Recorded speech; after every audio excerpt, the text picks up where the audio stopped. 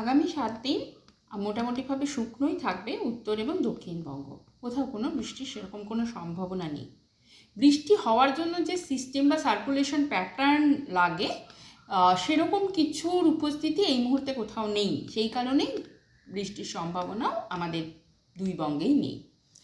তার সঙ্গে তাপমাত্রাও মোটামুটি একই রকম থাকবে আগামী 7 দিনে। সেরকম কোনো তাপমাত্রার পরিবর্তন লক্ষিত হবে না। তার কারণ হচ্ছে উইন্ডফিল্ডটা মোটামুটিভাবে সেই নর্থ ওয়েস্টার্লি রয়ে গেছে।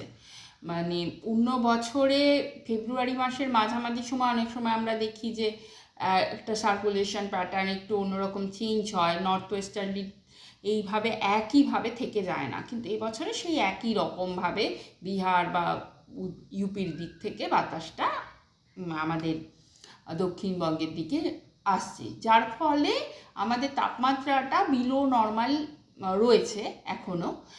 ন্যূনতম তাপমাত্রাটা আজকে যদি দেখেন 28টি স্টেশনের মধ্যে আমাদের দক্ষিণবঙ্গের 9টা স্টেশনে বিলো নর্মাল এবং 2টো স্টেশনে, মানে মোট 11টা স্টেশনে 2টো স্টেশনে অ্যাপ্রিসিয়েবলি বিলো নর্মাল তাপমাত্রা রয়েছে। মানে স্বাভাবিকের থেকে বেশ অনেকটা নিচে তাপমাত্রা সেই সমস্ত জায়গাতে, এবং সেগুলো মোটামুটিভাবে পশ্চিম দিকের জেলাগুলোতেই বেশি। কয়েকটি পূর্ব দিকের স্টেশনও রয়েছে, যেমন ক্যানিং, কাকদ্বীপের ক্ষেত্রে অ্যাপ্রিসিয়েবলি বিলো নর্মাল আছে। কাকদ্বীপ আর খড়গপুরের ক্ষেত্রে একটা পূর্বে একটা পশ্চিমে অ্যাপ্রিসিয়েবলি বিলো নর্মাল আছে। আর মোটামুটিভাবে ক্যানিং আর কল্যাণী আর কাকদ্বীপ